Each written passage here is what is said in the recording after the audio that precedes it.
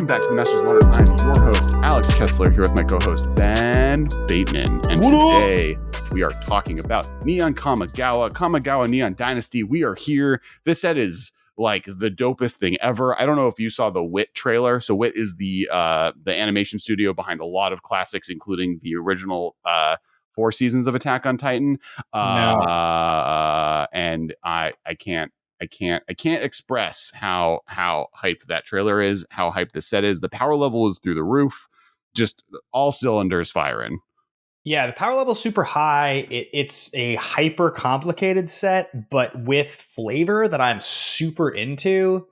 Kind of feels like and I know the designers behind this are the same people that brought us Kaldheim and Ikoria. And so you have some of the similar kind of cool flavor stuff I think that you see in Ikoria. There are a lot of words on these cards, which feels in line with those. But to me, you know what the set actually feels like when I look at it? It feels like a hybrid of like Ikoria and Strixhaven. Like that's like what I feel like I'm looking at in terms of the vibe of the cards. It's like got this cool, like just interesting world. And there's also like a very, very, very cool multicolor angle. And then, like, I don't know, I'm just into it. I just think it's the most exciting spoiler I've looked at in, I don't know how long, since Modern Masters 2, probably. Yeah, I guess like Strixhaven, right? For Modern Masters 2, either one. Like the world is amazing. They've done such a great job of bringing this world into the modern day. The incorporation, like, I love coming back to this world now where like pop culture of content created from Japan has been able to be allowed to be incorporated. Like there are actual Ninja Turtles. There's, there's like mechs and like hack, and they've done such a good job. I really love everything that's going on with it. I love the story. I love that it's bringing us back to a greater story on Magic being told. We had a whole episode on that with Michelle Rapp 2 weeks ago. So I definitely recommend checking that out, where we go into the story and like how Magic story got here. But yes, like I love the mechanics. I love like how it's fiddly in a way that like, people were complaining because it has the highest word count of any set. And previously that's been a problem, but one of the reasons it has that is because Reconfigure adds like 30, has all of the equipment text to every card, so it's like cheating in how you count how many words are on cards, because you don't, like, my brain doesn't need to read how vehicles and equipment work every time I cast it, right? It's more just like that ups the word count on all of them. There is the fact that like Reconfigure and Sagas also like have a lot of words. Sagas and Channel also add a chunk of like text, because every Channel card is basically a split card, and every Saga is a flip card with 3 lines of ability text on it and a backside. So like that adds its own text level, but it's all pretty grokkable. Like most of it hasn't.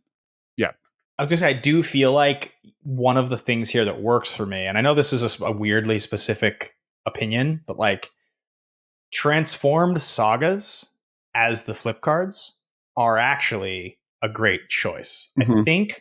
I think that flip creatures and just cards that like Sagas are inherently complicated anyway. They're like their own class of card. So when I see one or I play them, I expect it to like have this effect that I'm going to have to worry about for longer than just casting it the first time. Whereas creatures in general are something that like I expect to cast and be able to look at the front of it and know what it is. If a creature flips, that's fine. But a Saga in general is a choice that I'm going to have to evaluate the real value. It's going to take more than one turn to see that value. So the fact that it flips into something else, it being a lot of words on that card, I guess, just doesn't bother me in the same way. Whereas I felt like with Kaldheim, like flip creature equipment stuff was just like, so my head just couldn't handle it. You're also like, you don't have a choice with Sagas. You play it and something happens. With all with all the flip cards, the modal dual face cards, you had this choice with them. I think like it's been really interesting over the last 2 years, and it feels like just double faced cards are now just a part of Magic sets. Like they don't have to be, but they're going to be regularly incorporated in them,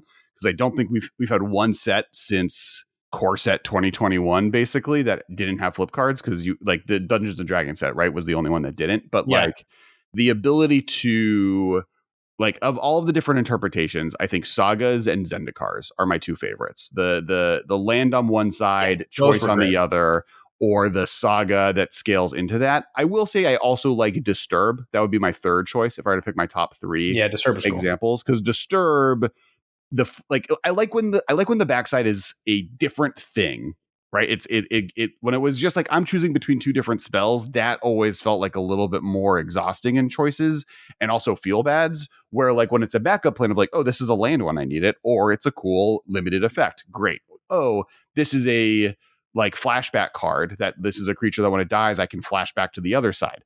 Great. That's like a specific time when I get to use that. With these, great. It's a saga that slowly builds into a creature on the other side. And like I'm in love with all three of those interpretations of a double face card. Yeah, I think it seems like they continue progressing towards a place where the things they've experimented with are just being explored, doubled down on. They're getting rid of the complicated stuff. I think the mechanics in this set are terrific. So I know we're going to go through and do kind of a top 10 style, just like talk through a lot of different I have a list of 40 cards that we're going to talk about. And we're going to try and talk about as much as we can today within the hour allotted time. And then we're going to move on to the next thing. When I say top 10, what I mean is top 40. This is KTLA top 40. I am Ryan Seacrest, and these are the top 40 Kamigawa cards. So we're going to get into all of that. I do want to give a quick reminder to everybody here. We are brought to you guys by TCG Player. Thank you guys so much for supporting what we do. It is awesome. You guys can use an affiliate code that you can find here at the bottom of the screen. And we have an awesome setup now. We are partnered with Alter Sleeves. And Alex can tell you all about that deal. Yeah, so there'll be a link below, and you can check out all of our like preferred Alter Sleeve cards that we love. If you buy it through our page and use the code the MMcast during checking out, or anytime you check out at Alter Sleeves, that throws us support from them. We are also working with them to develop a few Patreon exclusive Alter Sleeves that if our patrons at a certain level would like, they get to get those cool alter specific artwork. Those we haven't figured out totally yet. The first one will be for March, so keep an eye out for then, which I guess this comes out next week, so the next time we have a podcast episode will be for March. So we'll announce what card we're doing, and hopefully we'll have some cool artwork by then as well to show all y'all. But in the meantime, make sure to check it out. You can see all the different stuff. There's a link below, or just use the code the MMcast. Link below goes to like our preferred different cards that we picked out are some of our favorites on the website.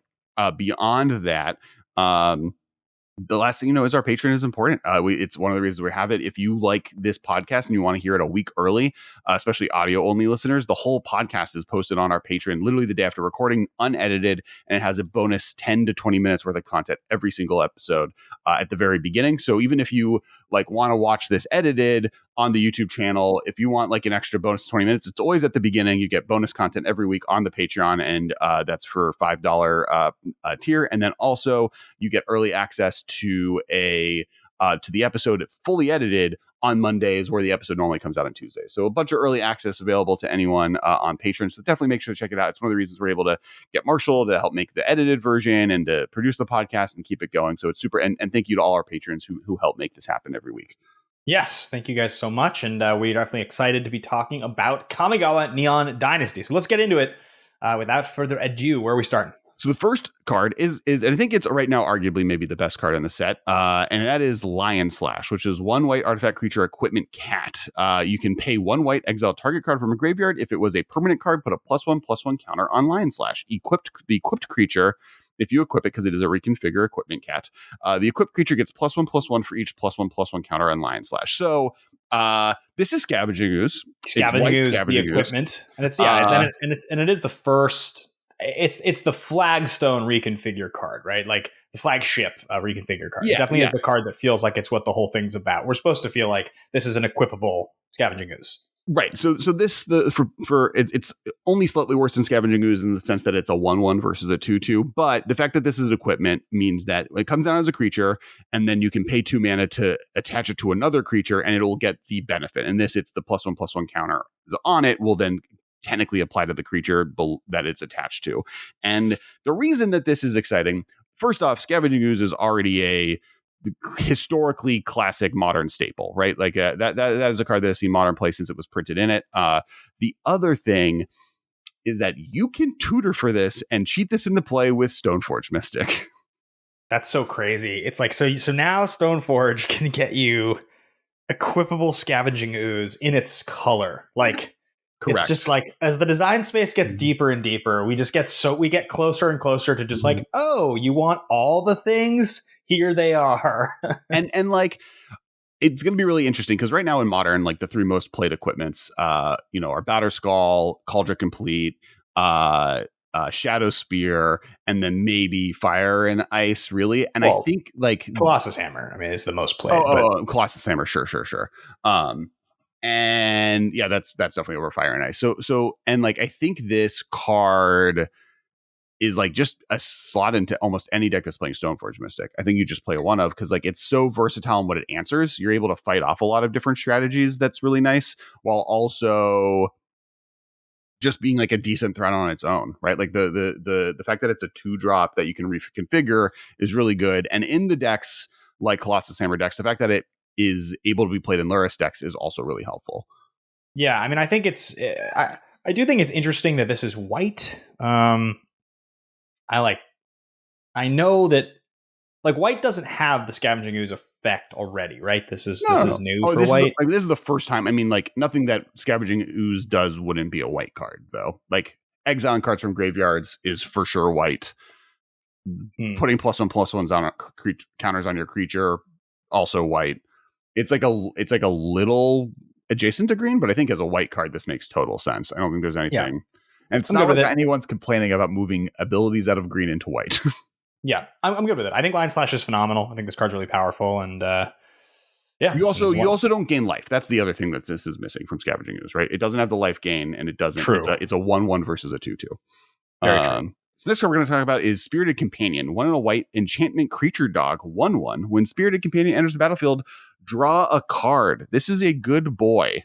I mean, this card is like, again, you want to talk about things being designed where they feel like they're taking an idea of like what you would like to be able to do in certain situations, being like, why don't we just give you that plus? Like that's how that last card feels, and it's kind of how this one feels too. It's like, man, wouldn't it be sick if I had like a creature that entered the battlefield for an Enchantress deck that was also an enchantment? Right. Like that'd be great.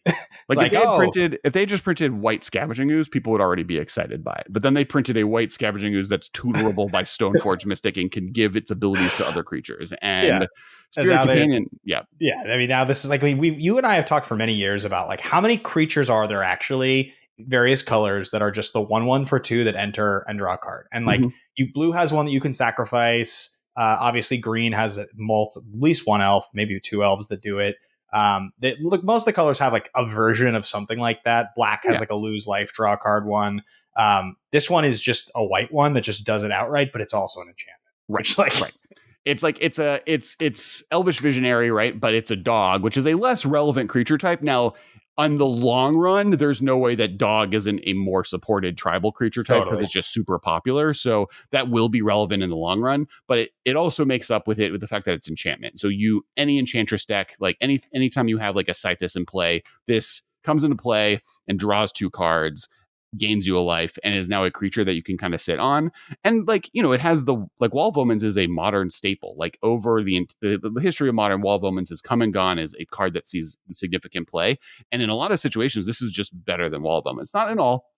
Wall of Omens being a 0/4 defender and being able to just like brick any 3/3 on the ground has been super relevant in the past. But and like the first time I ever played Wall of Omens was to fight Bloodbraid Elves, right? Because it's just like is a Bloodbraid Elf eater, and this doesn't necessarily do that. But in other formats where like Modern right now, where Ragavan exists, and you want to be able to stop a X1, this is a great answer to that. Where if you play this on turn 2 and then on their turn 2 they attack you, you now just negate their one of their best cards. Yeah, for sure. I mean, this card's great. It's not that complicated. It's more just like the utility of this card and the decks it's going to fit into over the years is going to be very high. And ultimately, Enchantress is an angle they've leaned into more and more. I mean, Enchantress, for those that don't know, you tweeted this the other day. Like, so I've been playing Magic since 1995. I started playing like pretty close to the beginning. And Verduran Enchantress is the OG, green 1 for a 0/2. And they've been printing them over the years, but really in the last 4 years, they've leaned in hard. Originally there was a time shifted one that they gave us from Planar Chaos that was just the white version of the green one. You had Argothian and you had the enchantment, but they've printed like 6 of them or something over the course of the last few years. So it's definitely supported. It's a playstyle that Wizards likes to support, and this card is it's like the ultimate common you could put into this deck. And so it's just cool that we have it now. I actually think this is great. It's great design. I'm very happy to see it. All right, so the next card is, and this one was one that was surprising. I actually opened it in one of my like arena drafts I did over the weekend, and the Wandering Emperor, 2 white legendary planeswalker, no planeswalker type. Interesting. Flash. As long as the Wandering Emperor enters the battlefield this turn, you may activate her loyalty abilities anytime you can cast an instant.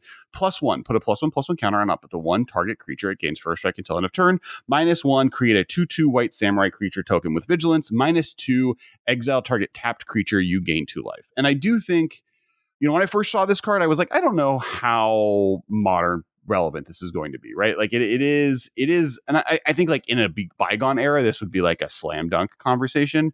Yeah. But it being a flash removal spell with sustain attached to it, that also is a flash 2/2 vigilance creature that can then protect her, that is also just like an insane combat trick. Like, well, also don't forget about the fact, this is the thing that I looked at this card and I really thought about, because it took me a second to get this. You leave your mana open. You flash this in end of turn. So white 2 gets you a 2/2. But because it's only -1 on 3 loyalty, you untap and then you make another 2/2. Now, if you want to just go for broke, right? If you want to just go for broke, one of your 2/2s will be able to protect and just block, so you can have the opportunity to make a third 2/2 on your next turn. At the very least, this is a flash 6 power for 4 and white, right? If nothing else, that's what you're getting. You're getting 6 power over 3 creatures. You can only activate her abilities on your opponent's turn, the turn she enters play. No, I get it. I'm not saying you get to do it a third time on their turn. I'm saying because you have a blocker, it's likely that you'll be able to survive, and she'll be able, or they'll be able to make another one. So find me the spell that is white 2 at instant speed that makes you 3 2/2 vigilance creatures that just does that over two turns, because it doesn't exist, right? The rate on this already, if you're just using the minus, is so high. It's like a very good card. Add that to the fact that the plus now makes one of these a 3/3 vigilance. The first strike thing matters. It's a removal spell, and you can just keep ticking up and down every other turn, getting yourself another 2/2. Like, this thing is value town. Like, in a control deck, this is a very, very good win condition. Right. Like your net game plan is like, yeah, as you said, like even if they remove it, as long as they don't have an instant speed removal spell, you're getting 4 power for 4 mana, 2 of it, which was at instant speed. And at the same time, you also are getting access to a removal spell and a combat trick and extra damage that can get damage through. It does a lot. I think it might be like 5% too underpowered to make it into modern is kind of where my head is at. I think it's close to playable, but I don't know if it's all the way there. And I think it's plus just being first strike and or not building towards anything. It does put a counter on something, so that is relevant. But not getting lifelink is the thing that I think really takes away from it. But the lifelink thing is what I was thinking probably the plus would be about, so that you'd be able to gain some life with the block. Like if they were lifelinker instead of vigilance, I feel like this card would be a little stronger. But I will. There's like obviously ways you can make it stronger, and the point of a card is to make it as weak as possible but playable, right? Theoretically, I think that if you compare this to classic examples of 4 mana planeswalkers, when we try to establish like what's the rate you're getting. So like a Johnny Vengeant, you're getting Lightning Helix for 4 mana, right? The minus is Lightning Helix. For original Kiora, you're getting Explore for 4 mana. For this, you're getting instant speed 2/2 creatures. That spell is not a spell that normally exists. We don't normally get white 2 create 2/2 vigilance creatures. Like, maybe it's an uncommon combat trick that exists once or something, but like you're only having to minus even like even like a flash 3, because the other way to look at it, you get a flash 3/3, right? And a flash 3/3 and a planeswalker in play, and then you're ticking up from there. I agree that it's close, and its play pattern is really beneficial to what blue-white decks are trying to do anyways.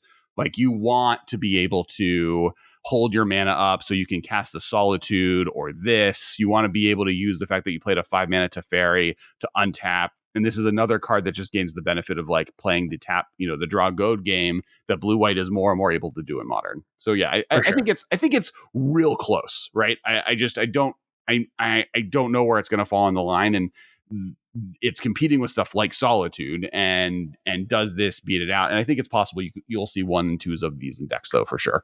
And if we're being honest, in Modern, in a blue-white control deck at the 4 CMC Planeswalker slot, they don't play 4X Jace the Mind Sculptor. So this is competing. It's competing with cards of that power level to take up the slots. Like, is this as good as Jace? I don't think so. But I think this card's extraordinarily strong. I do think this card's going to see play. And it does something different than what Jace does, right? And that's one of the reasons I think it's still possible.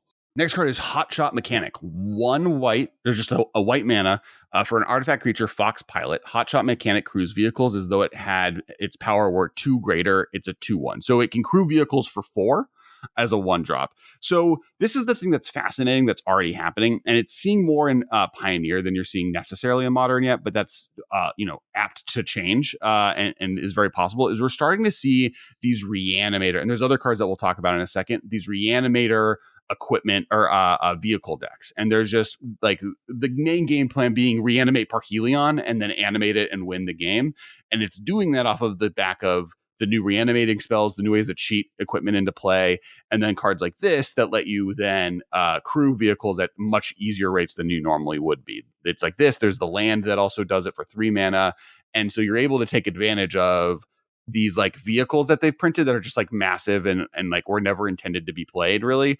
And now because you have these cards, you're able to kind of cheat them into play, and they're like massive beatings. You're getting like 12 power into play with them.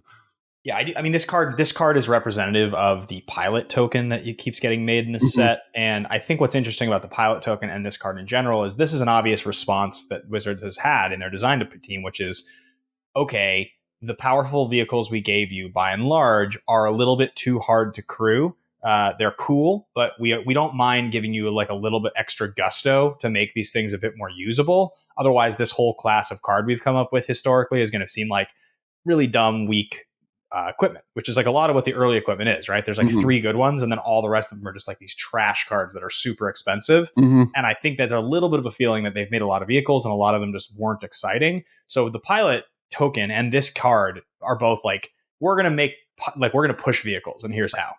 And like, one thing they're not, a 1 mana 2/1 is good, right? Like obviously that's now the base level power you need to be a playable 1-drop, but like that's a startingly strong position that then has a lot of things that work with other cards that are really good now that are starting to build entire deck archetypes around them. The one thing I will say is on the vehicle thing is I think you're right? Like we've talked about this, I think in the past, where for a while, like Wizards did the thing that they did with equipment where they swung too hard for the fences with Thoptercopter in the first set and like a few of the other ones, and then like have just exclusively made bad equipment.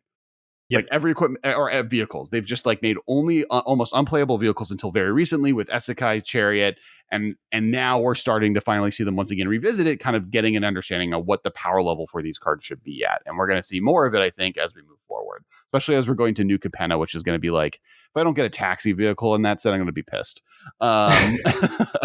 The next card is Light Paws, Emperor's Voice, 1 white legendary creature, Fox Advisor. Whenever an aura enters the battlefield under your control, if you cast it, you may search your library for an aura card with mana value less than or equal to that aura and with a different name than each aura you control. Put that card onto the battlefield attached to Light Paws, Emperor's Voice, then shuffle.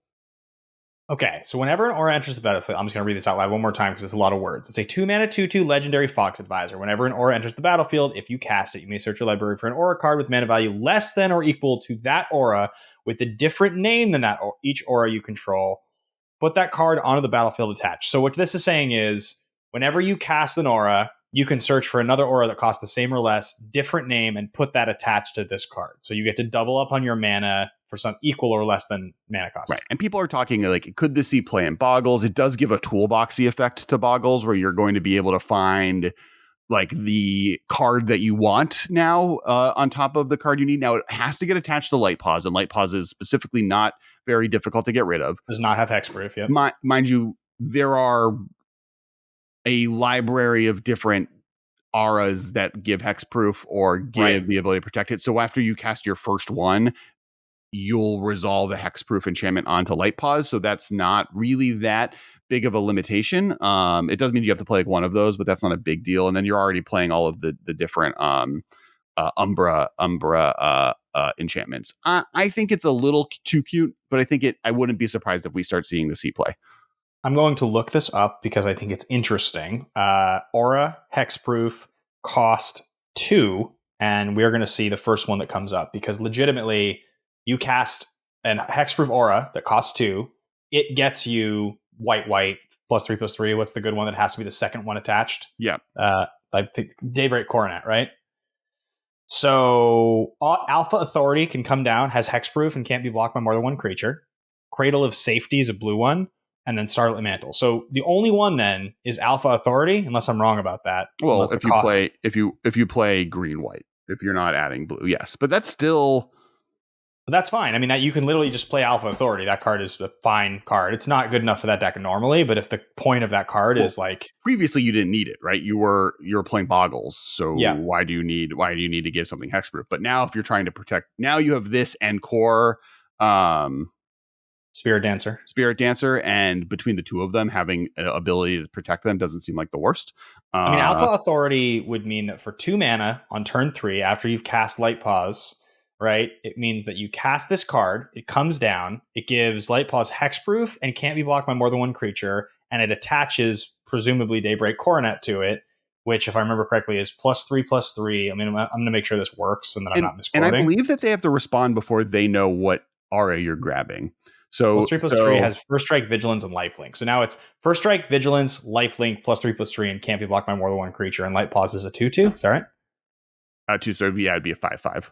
It's pretty good. I mean, that's a pretty strong turn 3, right? And you don't have to target Light Paws with the first aura, right? So you can target your other creature. It can hit that when you cast it. Light Paws will then find an aura. They have to respond before they know which aura you're finding. So if they kill Light Paws, you can go find an aura you don't care about, and it just like will go into the bin. Or you can find. I think it would go into the bin. Yeah. So it would go into the battlefield, hit the battlefield, and then I think goes into the graveyard, which is another thing you could do. Which, like, if you wanted to put an aura that maybe has a benefit from being in the graveyard, like the Swans one, the bird one that gives flying. Sure, the Boggles does play. Your worst case scenario could always be that you're just using it as a entomb to put that into your graveyard, right? Like that's like worst case scenario. You play Light Paws, you cast an enchantment spell aura on a Boggle or a different creature you control, and they respond and kill Light Paws in response to you tutoring. If they do that, you go get the Swan enchantment, put that into your graveyard, and you've now entombed for a good card. Or they don't respond, or they try and kill something else in response to the first thing, and then you tutoring, you give Light Paws hexproof, and now you have this engine online for the rest of the game. And I don't know how. So yeah, actually with that information, I think Light Paws is pretty great in Boggles. Yeah, it's a super unique card that doesn't exist yet, that does very cool things in a deck that's pretty down the middle. So I like this card, and I think what you said about Spirit Dancer really, really adds up for me. This is a card that you can play alongside it, that now having, like, I mean, if it is Alpha Authority, or if there's another card out there that, like, hexproof from your opponents, or, I mean, there may be something else that didn't show up in my search, or something that costs more than 2. Like, I think it's pretty strong. Yeah, agreed. Next card is March of Otherworldly Light. It's one of the March cycles. It's the white one, X and a white. As an additional cost to cast this spell, you may exile any number of white cards from your hand. This spell costs 2 less to cast for each card exiled this way. It's an instant. Exile target artifact, creature, or enchantment with mana value X or less. So this is now competing with Prismatic Ending. It's better than Prismatic Ending on a few axes. One is it's an instant versus a sorcery. 2 is it can get things that are bigger than generally where Prismatic ends at, caps out at 3 drops, right? You can go up to a larger creature and you can spend just mana into it. Its negative is that it can never be a 1 mana removal to kill a 1-drop, right? Or if to do that, you have to exile a card out of your hand. And so it's different, but it's pretty close. Like the fact that this exists is like really kind of bonkers in how you can possibly use it. Well, also, I mean, while this card, if you need to cast it for 1 white, you can exile a card from your hand. You can also exile a 1-drop if you cast it for 2, which right. is like a pretty fair. It's a pretty fair backup plan. Is to just pay the hard rate of 2 at instant speed for this. Mm-hmm. And the fact that it's an instant is like the big difference there, right? I don't know. I would play this card in Modern over Prismatic Ending in some decks. Or like if you're on the play and you're against like Titan or something like that, and they play Azusa, Like, okay, I'll 2-for-1 myself to get rid of your Azusa like immediately because you've accelerated off of your or amulet, right? Your tribe scout or something like that. Like, yeah, like there are some things in modern that come down that cost 3 that are like just extraordinarily bad for you. That, I mean, I do think there's some of the stuff like, this is not going to do much for you against like a Rhino. Like sure, like 1 white gets rid of half of that spell. There are certainly things that you're going to want to, but I think that this card has a lot of utility. Well, I mean, any token, any token, 1 white to kill it is fine. Like, yes, 2 rhinos is problematic, but I'm specifically talking about the 8 power that's generated off Rhino. Like, if they make that and you're like, I'll counter it by getting rid of 4 power for this 1 card, like, it's fine. It's not like bad or anything like that, but I think probably the places that I see, you're correct. Like, Amulet is a really important card to be able to get rid of. I think like Hammer is a really important card to be able to get rid of. I think that there are a handful of cards in that Hammer deck, actually, because it's such a low to the ground cheap deck that at instant speed being able to exile something is really powerful. I think that matters a lot. It's not going to do anything against Murktide. they go so far up, but it does get rid of Ragavan. I mean, but you can scale it up to get to Murktide on this, right? That's something that Prismatic Ending can't do. That's kind of one of the things I like about it is like, if they play Murktide, you draw Prismatic Ending, you're stuck not being able to deal with it. But if you draw this, you can pay 4 mana and exile 2 cards out of your hand. Like once you get to a turn 4 perspective, yes, you're going all in on it, but you're also getting rid of their 8/8 flyer. So right, that might win them the game that they've probably gone kind of all in to get. And like that's like what Solitude does too in that matchup, right? But this is a worst case scenario. And like I think where I'm leaning is I would play 2 of this and 2 and 3 Prismatic Ending, right? I would do like a 5 split with some Solitudes in there. But I think it's also fairly fair to say that as we go, we'll see like if the tempo setback of playing this by pitching cards is like too bad. Because like I think anytime you ever do this, unless it's an exact meta where you have to be able to get rid of something, like if we're in a meta where like there is 1 pivotal creature and it's the best deck and that creature costs like 4 mana or 5 mana, right? Like having this is going to be important. But if in the general field, I still think probably Prismatic Ending is better than this. Because I don't think 2-for-1ing yourself that often is going to be something you're going to totally want to do. Solitude is good though, so yeah. It feels like the Inquisition, or it feels like the Thoughtseize to Inquisition of Kozilek, and Inquisition of Kozilek being Prismatic Ending, and this being the Thoughtseize. That's fair, which is praise, right? Like there's a lot of situations where you just play Thoughtseize. So you're like, if the metagame is too wide open, I just need to answer to everything. Or if I'm in a mono white deck, right? Or if I'm in a deck that isn't reliably going to have enough colors to be able to make Prismatic Ending work, this is maybe an option. The next card is Touch the Spirit Realm. 2 white enchantment. When Touch the Spirit Realm enters the battlefield, exile up to 1 target artifact or creature until Touch of the Spirit Realm leaves the battlefield. Interesting. O-Ring. Or channel 1 and a white, discard Touch the Spirit Realm, exile target artifact or creature, return it to the battlefield under its owner's control at the beginning of the next end step. Oh, so for 2, it's got a temporary O-Ring effect. Well, for 2, you get to ephemerate your Solitude.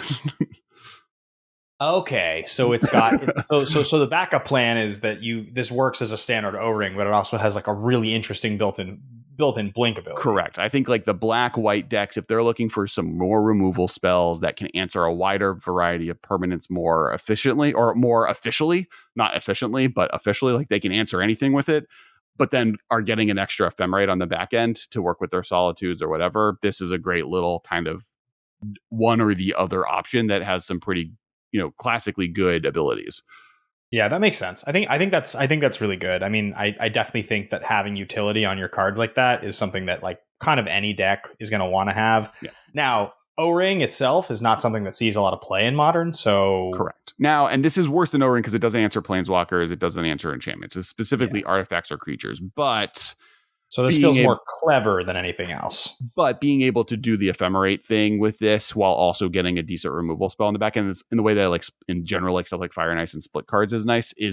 And this also is possibly cool in decks that like are the Cascade decks because you get to use the channel ability around Cascade, right? Like that's the other little feature. Now those aren't really trying to do the ephemera or the Solitude thing, but to be honest, they could. Like a lot of them are playing the full suite of Solitudes and Friends and the other elementals in Fury, and this is great with those. Like now, for, 3 cards, you're getting Fury into play on turn 2 or Solitude on turn 2, and you removal spell and you wipe their board, right? I think that's all pretty strong with the back end of this having on the other side. Like, this is playable in that deck where Ephemerate can't see play because because it's a 1-drop. Because Channel is instant speed. Yeah, that makes sense. Well, no. Because Cascade will cascade into Ephemerate, right? This is the 3 mana effect on the front end, makes it so you don't cascade into your Cascade spells. Right. The higher cost on the front. So next card is actually Anchor to Reality. 2 blue sorcery. As an additional cost to cast the spell, sacrifice an artifact or creature. Search your library for an equipment or vehicle card. Put that card onto the battlefield, then shuffle. It has mana value less than the sacrifice permanent's mana value. Scry 2.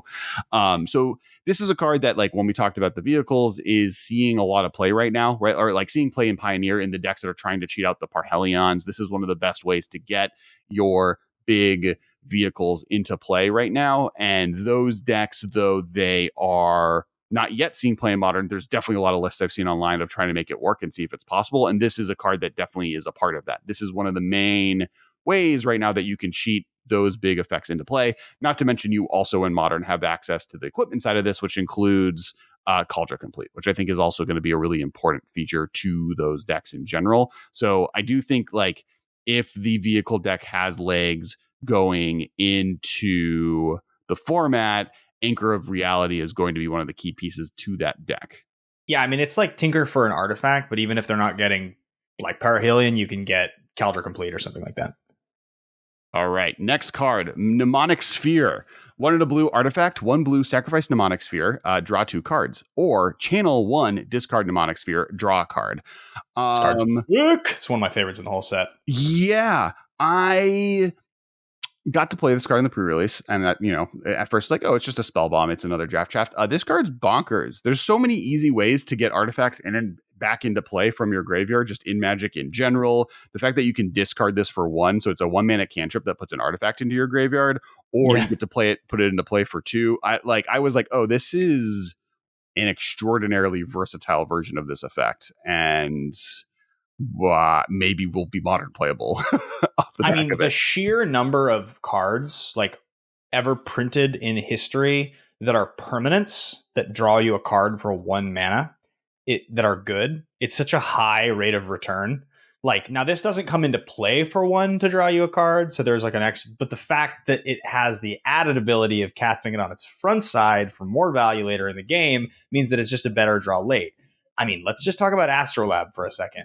Astrolab did have the restriction of costing snow, and it's not like that card put you that far ahead. I mean, it fixed your mana. There's lots of things in Magic's history that fix your mana. That card was so good that it got banned. Yeah, I do think the mana fixing was the reason it got banned, though. I mean, like, yes, cantripping was making it good, but it making you have perfect mana if you're playing snow decks, I think, was like the argument for it, right? That being said, I do agree, like, the amount of things that want you to have artifacts in play that also, like, late game run out of gas that this can help buy into. And then if you draw this at a point in the game where you don't need it or you don't have the mana to use it, you can just discard it to cycle it, is like a pretty decent power level. Now, I think there's the red one that I also have on this list that we'll talk about either probably next week. But this card definitely seems of a power level that is pretty close to playable in Modern. For like the other piece to that is look at Emery, right? Like, that's the one piece that I think is like really important, where for 1 mana, I put this in my graveyard. Early game, I just discard this. And then late game, Emery lets me loop this every turn for 4 mana. And like, that's pretty powerful on its own. And I'm always interested in like what different spell bombs are existing and what you can do with them. Yeah, I think this is one of the best cards in the whole set. I think it's underrated how good this card is. I think over time, this is going to be one of those cards you start seeing show up in engine lists. We're going to be like, oh, how are they doing that cool thing? Oh, it's based on this card. Like, that's what's going to happen. I promise you. Right. It's like, oh, it's Eggs is back, and here's why. Mindlink Mech, 2 in a blue, artifact vehicle, flying. When Mindlink Mech becomes crewed for the first time each turn until end of turn, it becomes a copy of target non-legendary creature that crewed it this turn, except it's a 4/3. It's a vehicle artifact in addition to its other types, and it has flying. Crew 1. So first off, 3 mana for a 4/3 flying crew 1 is pretty great. 3 mana for a 4/3 flying crew 1 that gives any creature you play haste, because it becomes a copy of it once it comes into play, is also good. 3 mana for a 4/3 flying 4/3 whatever that you can also use Solitude to crew or Fury to crew or any of the elemental pitches because they enter the battlefield, and before you sacrifice them, you can tap this to crew it, so it becomes that creature. So you can play this on turn 3. On turn 4, exile a red card, flash in Fury, wipe their board, and then swing with a flying 4/3 double strike. Yeah, it's pretty good. I mean, it's a copy of anything that crewed it this turn. So I'm trying to think about creatures that have a really good on attack that are like kind of inexpensive that could crew this, and then this would attack as a 4/3 and then get their attack trigger. I mean, Titans are obviously too expensive, but like just trying to think if there's something in Modern that has like an exceptionally high when it attacks. Nothing jumps out at me right off the bat, but that's where I'd be looking with this. Well, that's to me why I was looking at the elementals, right? Like I was more looking at things that you can cheat into play temporarily that this gets to take advantage of that are seeing play, right? And those right, are seeing right, play, right. Or even late game making it Ragavan. True. Yeah. I mean, it has to be a non-legendary creature. I'm sorry, so non-legendary, so it can't be Ragavan.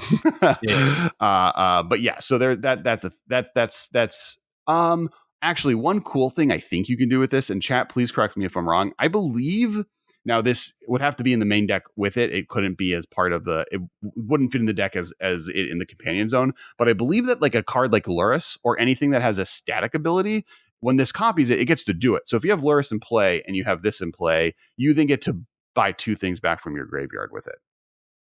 Oh, yeah, okay. You don't have to attack with it. You can just copy it and get 2 of the effect with it, right? That's how Kess works. But wait, you're saying if it's a copy of Luris? But it's not legendary. Oh, it can't be legendary. God damn. Yeah. But beyond that, I think that like there are creature effects like you that. are wrong, Alex. You're wrong. There are static creature effects. Fine, come with a better one. Goblin Electromancer. How about that? Now every spell costs 2 less mana for the rest of that turn, and you got a flying 4/3 out of the deal. I think the biggest restriction on this card is just that it's a 3 mana flying 4/3 is good. It's not amazing. It's not like something that would revolutionize Modern. There have been like hoops to jump through for that rate that haven't been taken advantage of in the past. But I do think this card is cool. And I think the copy thing is certainly interesting to play with. I could see it. I could see it being relevant. There's also a lot of synergy with this being such a heavy artifact set. Like anytime you have a heavy artifact sub theme, there's usually some added benefit or cost reduction that I'm not seeing that's going to push one of these cards way over the top. So it is notable. Well, and the fact that like, because I do think the Fury subtlety, that side of it is like relevant. Now subtlety less so, but I think Fury is the big one because, and even doing a second stack Solitude because giving it lifelink is not irrelevant as a 4/3. But I also think that the like you can still crew it with Ragavan, right? Like if I play this in a deck with Ragavan can still crew it. It just doesn't become Ragavan, but I get a 4/3 flyer for 3 that turns my 2/1 that they maybe put a blocker in the way into still a useful threat moving forward. I just think that like a 4/3 flying creature for 3 mana that requires you to tap another creature is asking to get tempoed out of the game. This was my kind of general feeling. Well, and that's why you need to be breaking it, right? That's the worst case scenario. Yeah, the correct case scenario is you get to Fury it, you get to copy a creature that's actually relevant to have 2 copies of, or get an attack trigger off of it, or being able to use stuff in a way that has haste into it. If it was a 3/4, slightly different story. But it being a 4/3 is tough. Sure. Moon Circuit Hacker, 1 and a blue for a human ninja 2/1 ninjutsu, 1 blue, just blue. Strong. When Moon Circuit Hacker deals combat damage to a player, you may draw a card. If you do, discard a card unless Moon Circuit Hacker entered the battlefield this turn. So if you ninjutsu this and do damage to a player, you just get to draw a card. And then from that point on, it's a looter. It's also an enchantment creature, and it's a human ninja. All relevant card types. Now, this is like one of the situations where there's like maybe a little too much going on with this card. I think this card is super dope, but I'm also like, I mean, did this need to be an enchantment creature? Like, is the idea that this creature is like part of the mainframe? Is that like that? Is that like the idea why it's an enchantment creature? I think so. Yeah, it's like a hacker. Yeah, right. Which is dope. I mean, I love the flavor there. It's a rare example of me like definitely buying into flavor here. I just love this card. I mean, like you're telling me that I can ninjutsu in this guy for 1 blue returning something that I already got value off of on turn 1, and I'm doming you for 2 and drawing a card. And because I ninjutsu'd, I don't have to discard. Like, this is everything I want to be doing. This is literally like, I think this card is like kind of actually has been not talked about enough. This is like one of the best. This is probably one of the best cards in the set. In my opinion. I know Pauper circles are like have been talking about it thoroughly, right? In Pauper, this is like a slam dunk. But I agree. Yeah, I think this card's super playable, and beyond that is really cool for sure.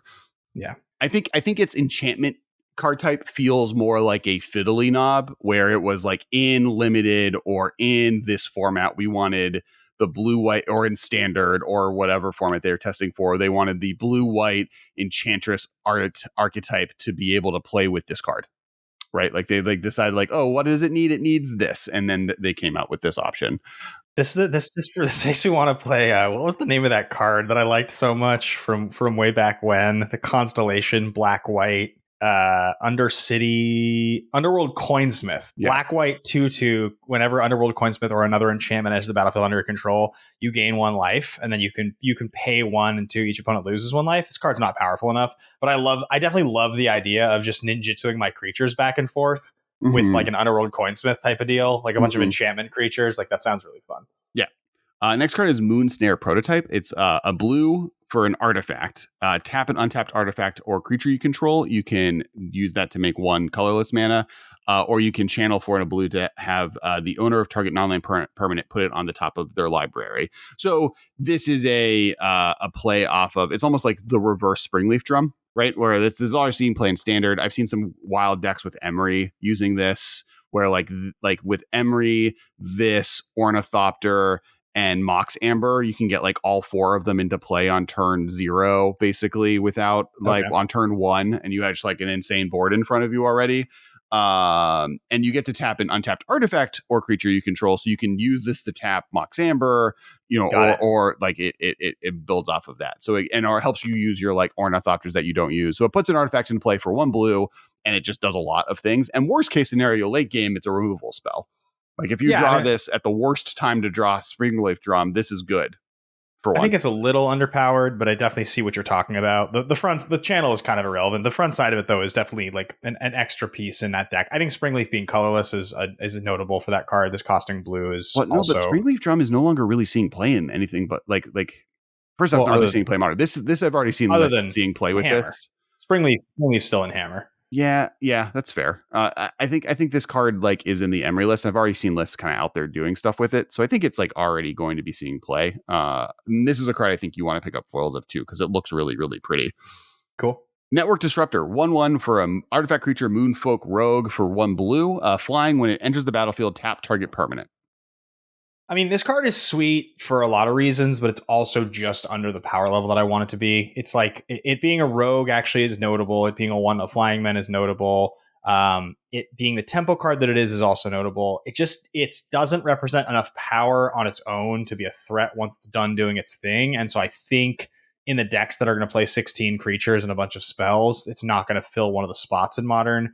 I mean, if you think about any tempo deck that's been blue, red, mono blue, like they're always playing with stuff like Ragavan, Channeler, like stuff that's really high level of value for 1 mana. I think this card just misses the mark for me. To me, I think like it's almost there, and it's all about creature types, right? Rogue is a creature type that's relevant. This plays really well with rogues. It also plays really well with like ninjas that kind of now are starting to care a little bit more about rogues, and being able to kind of loop this as a thing that you're bouncing and keeping your opponent from stopping you with their 1 blocker. And then on the other hand, it's an artifact creature, which then similarly with Hammer Time decks or other things where sometimes just that 1 blocker in the way is the reason they can't kill their opponent, and this lets them get through. I don't think this is playable in Hammer Time, but I think like from a tempo play and a useful tool, those decks can look at this. I do agree that it's just missing the mark. Next card is Reality Heist.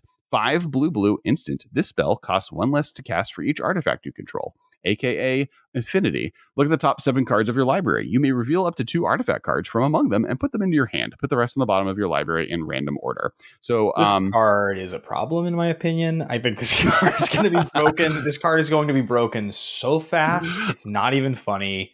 Why do we think that Dig Through Time is okay for artifact decks. Artifact decks have classically been very powerful. Now, granted, it's not Delve, it's Affinity, but it's not like the difference between Affinity and Delve in terms of breakability has been shown to be very wide. Like Affinity and artifact heavy decks have already been some of the best ever in Modern. Like I think this card got broken yesterday.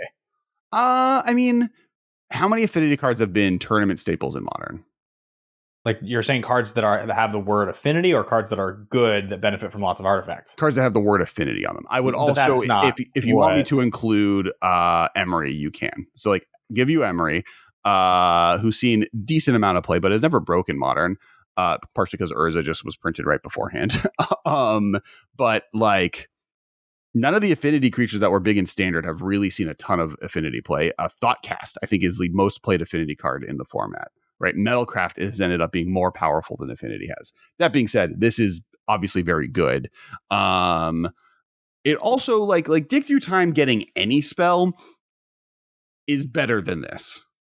Well, I mean, definitely, it's not as good, and it's an uncommon. So I don't think that they're intending for this to be as bombastic. This isn't a splash card. I just think the likelihood that this is good. There's such disagreeing philosophies on what rarity means on cards. Yeah, well, I think when they want something to be a staple card, like when they want something to be really exciting, it's Temporal Mastery. Like there's a level of cachet that goes along with Mythic Rare that if they want something to be like insane, it gets printed at Mythic Rare. It's it's uncommon that something gets printed as like an uncommon that feels like it fits into their draft archetype sort of strategy, and it ends up being the first card to be banned. There are a ton of commons and commons on the ban list, but also that are powerful and intended to be powerful. Like Unholy Heat, they knew it was going to be. Prismatic Ending, they knew ahead of time was going to be one of the most played removal spells in the format. Wasn't rare, right? Sometimes they do it at Mythic, like they wanted Ragavan to be a Mythic Rare because they wanted that price to be high, but sometimes they put them at rare, knowing, or common and uncommon, knowing that this will be a staple everywhere. And it's fair. Fine. I mean, maybe I'm wrong. I just think maybe this card is intended to look exciting, and it's been tested to be not that good. I just think this card has a high likelihood to end up being problematic. Two different conversations. One, I think this card is bonkers, right? Like I agree with you. I do think that like it's maybe a little bit safer than other cards that it looks like, but I do think this card is still very, very good. Separate conversation. I don't think rarity has anything to do with how powerful a card is from a value. Like I don't think Wizards is like, oh, we'll make this uncommon because we don't think it's that good. I think they're like, this is an uncommon in the set because it should be for whatever reason that rarity doesn't necessarily dictate power level. The reality chip. One blue legendary artifact creature equipment jellyfish. 0/4. You may look at the top card of your library at any time. As long as reality chip is attached to a creature, you may play lands and cast spells from the top of your library. Reconfigure 2 and a blue. So 2 mana with 0/4. That lets you look at the top card of your library, which in Modern with fetch lands is already very, very, very good. Agreed. Then you add the ability to put it on any creature for 3 mana. And then every land and or spell on the top of your library that you take off of the top of your library draws you a card. God, this set is so cool. There's a couple reasons why this set is so cool. There's a couple reasons why this card makes me feel that way. Not only is it like, this is a good card. I like the way this card has to be. I like what's required to take advantage of this card, but it's called the reality chip, and it's an equipment jellyfish, which looks like some sort of weird bionic creature thing that's like attached to a pillar of energy and information. It's like cool. This is the MacGuffin of the set, by the way, as well, right? Like the whole item that Kaido and the Emperor are trying to get from Tezzeret, that is like, and which Tamiyo goes with them to get from Tezzeret, and then they find out that Jin-Gitaxias is there, and that's why Tamiyo gets kidnapped and Phyrexianized. Like they were going, this is the item that the Phyrexians were after, and this is the item that they're trying to prevent them from happening. So this is like the main plot device of this entire set. But yes, it's so dope. Look at that. That legendary artifact creature equipment jellyfish is such a cool ability, like creature type or type card type line. And I'm fairly close to just making this a commander deck. Like beyond that, just like I think it's modern playable. I think like its interaction with fetch lands by itself makes it modern playable. Not to mention that it like it's the right converted mana cost. This can go in decks with Lurrus in the command zone. Like it's such a cool value engine that's so good even when you're not at the peak level of making an equipment that lets you do this. I love this card. Yeah, definitely one of the coolest ones in the set. Would buy foils when you can get your hands on them. World. Next card is Sky Swimmer Koi. This is 3 and a blue for a fish 3/3. Creature fish 3/3. Flying. Whenever an artifact enters the battlefield under your control, you may draw a card. If you do, discard a card. Okay, so it's the fact that it costs 4 is probably the only thing about this card that is a little problematic, only because I think that obviously this is an engine, right? Sits here and you want this to be able to be some sort of a play lots and lots of artifacts and loot through your deck and whatever. Like that's what the deck's supposed to be about. There's enough things that cost 0 and 1 and untap lands that this kind of goes into the egg style deck or the like what was the name? Cheerios, that style of deck. But it does cost 4. And those decks tend to already have a number of things that cost 4 that are like necessary for the engine to work. So this thing costing 4 just to me feels like to cast this, be able to untap and actually go off with it seems a little tough, but it is an interesting card. For sure. This one to me, like the fact that it's a 3/3 and not a 3/4 to me, or even a 2/4 is one of the things that hurts it for sure. Yeah. But like there is a version of this that you could just like go off with. I agree that it's not quite there. It's like really close. Now there's no other card that does this, right? There's a red one that lets you discard a card to draw a card, which is like just demonstrably worse and doesn't really work with what you need to do. So it is something that's never really existed before, which is something that's interesting about it. But it is, I agree, a little bit of a little bit too expensive. Next is Tameshi Reality Architect. Tameshi Reality Architect is 2 and a white for whenever one or more non-creature permanents you are returned to hand. Draw a card. This ability triggers only once each turn. You may pay X and a white to return a land you control to its owner's hand. Return target artifact or enchantment card with mana value X or less from your graveyard to the battlefield. Activate only as a sorcery. I've gotten to play with this card. It's bonkers. The fact that it triggers off of you like bouncing their planeswalkers to their hand or other permanents is also really good. Being able to rebuy stuff from your graveyard with the low cost of whatever its mana cost plus white plus a land returning to your hand is also pretty abusable. I don't know if it's quite. I think it's like it's just a little too expensive for modern, but I also think it's close. Like I think it does a lot of things and it draws you a lot of cards. This is a card that to me doesn't. So like, okay, we talk a lot about 3 mana creatures, Monastery Mentor over the years, or like these days, like Knight of the Reliquary, like cards that are really good. And if you get to untap with them, do cool things. This fits in the same mold. The difference between this and those cards, though, is that this card comes down. And if you have even just 1 extra mana, like if you just do this on turn 4, you play white, you get a 0 cost bauble back into play, returning a land to your hand. Like you already start the chain going. It all like there is so much value to be gained off this card if you can protect it. I feel like this card might honestly, we may like look up in 2 months and just see Tameshi control as like as an archetype. Right. Like I wouldn't even be shocked. Like it feels like literally just the combination of Bauble and this and like ETB artifact effects is just enough for this to just be good. Like that, like just to have its own deck, you know? I do think the fact that Luris exists makes this card less likely to see play. Now, I also don't know how long Luris should be legal in modern still, to be honest. But I do think this draws more cards than Luris, right? Like off of a Bauble for 1 white and returning a land to your hand, you draw